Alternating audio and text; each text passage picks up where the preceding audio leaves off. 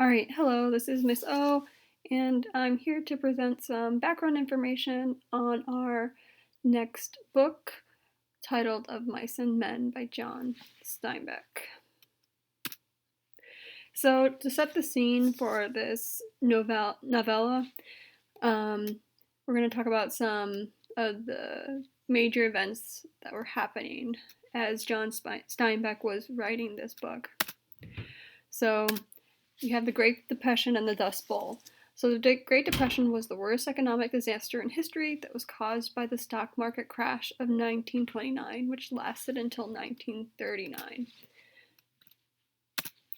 This event caused consumer spending and investment to drop, leading companies to fail, and therefore industrial output and employment rates declined. About 15 million people were jobless, practically half of the banks died, and several people became homeless. This was made worse by the Dust Bowl. So the Dust Bowl. The Dust Bowl is the name given to the Southern Plains during the 1930s because of the terrible drought which caused such dry conditions that the wind would blow dust around. Poor agricultural policies as well as weather changes created the Dust Bowl. Post-Civil War legislation led to more farmers, some inexperienced, and more land being farmed, some not irrigated, and World War I increased the demand for wheat, and then little rain came. Which caused the landscape to become very dry, and with not much water and not much plants or crops growing to keep the ground, the soil in the ground with their roots. This became a big problem, and so again, the dust was loose, and when strong winds came through, it would blow it and cover farmland, cover houses. You can see in the pictures there how much dust covered the land.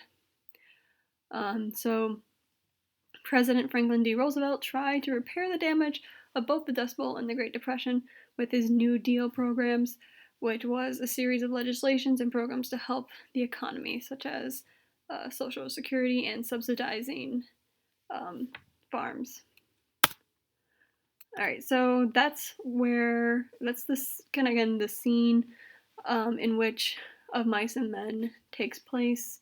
All right, so you have troubled economic times and troubled times for farmers. So that is the atmosphere in which this story is set. So, John Steinbeck was a famous writer of the early 20th century, a contemporary of F. Scott Fitzgerald, the author of The Great Gatsby, Ernest Hemingway, one of the, again, typical American writers of the time, who wrote books like For Whom the Bell Tolls, A Farewell to Arms, and a lot of other famous books and short stories. And William Faulkner, a writer from the South, who wrote about how the South had to rebuild itself after losing the Civil War.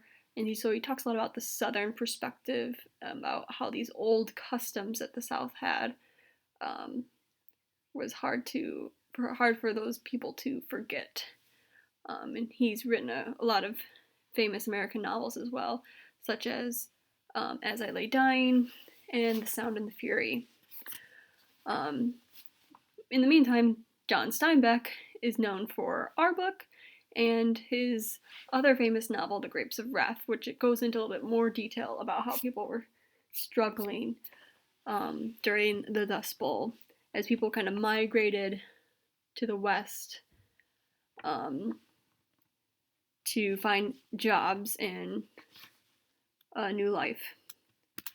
So in this book, it's a novella, meaning it's not a very long novel. It's very short. And it was published in 1937. The story was inspired by Steinbeck's own experiences working with migrant workers when he was young. It's set in California during the Great Depression and is about two migrant workers who dream about owning a farm of their own together.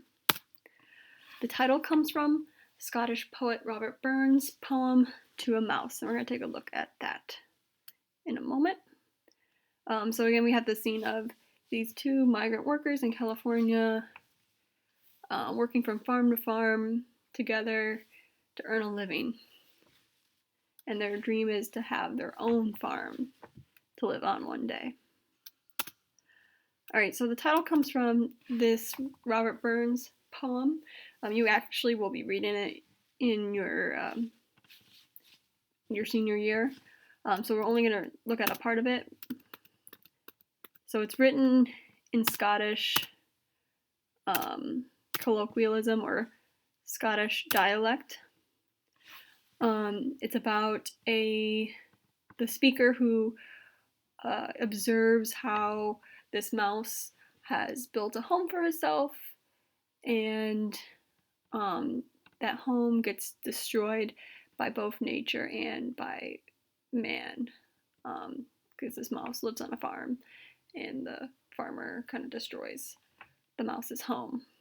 All right, so it's his observations of this mouse. So we're going to go ahead and read this excerpt from the poem, and you'll see where the title of our book comes in. All right, it says, "But mousie, thou art know thy lane. In proving foresight may be vain. The best laid schemes of mice and men gain aft angly, and leave us naught but grief and pain for promised joy. Still thou art blessed compared with me. The present only touches thee.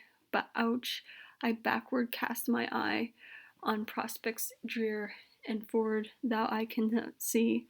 I guess and fear." All right, so in the conclusion of this poem here, he says, the best laid schemes of mice and men.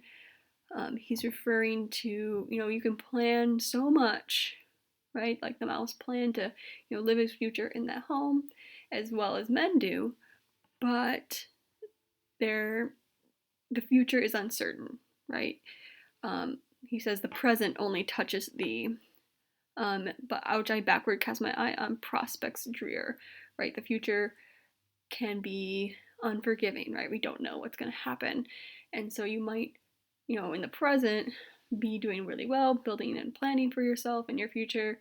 But then again, things like the coronavirus could come in and disrupt that, right? Or in this case, the mouse's home is destroyed by a farmer's working equipment. So the best laid schemes of mice and men could be destroyed with an uncertain future.